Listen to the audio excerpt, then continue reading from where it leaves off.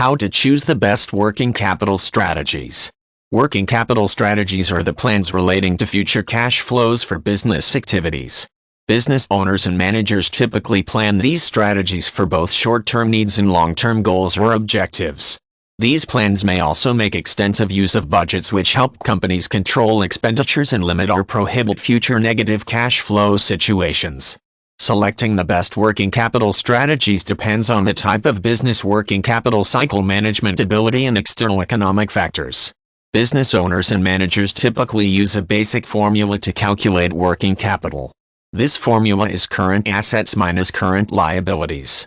Both current assets and current liabilities are typically used in 12 months or less, making them essential to measuring working capital.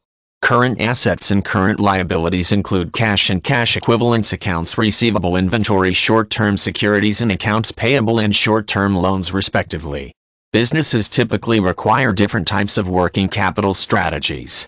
For example, retail stores need strong working capital because they must have enough cash to consistently restock inventory products.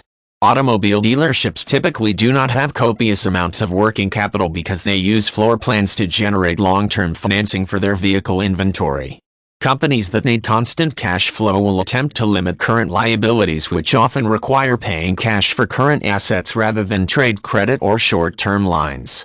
The working capital cycle helps business owners and managers determine how well their companies generate cash flows, which is a critical part of working capital strategies because cash is the most fungible good of current assets.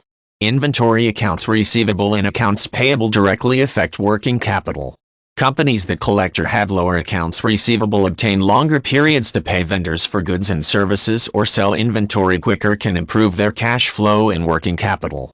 The opposite will occur if companies are unable to secure benefits from the items, resulting in lower working capital. Economic factors, commonly outside of the company's control, can also affect working capital strategies. Tight monetary policies, unavailable business credit, or low consumer income can focus companies to implement strategies that retain working capital rather than investing this asset into the business. Under these sour economic conditions, business owners and managers will seek to lower accounts payable and avoid increasing balances on the company's credit line. Avoiding excessive inventory purchases or account sales can also help companies retain cash and improve their working capital position. Cash flow can be more important than generating income during economic downturns.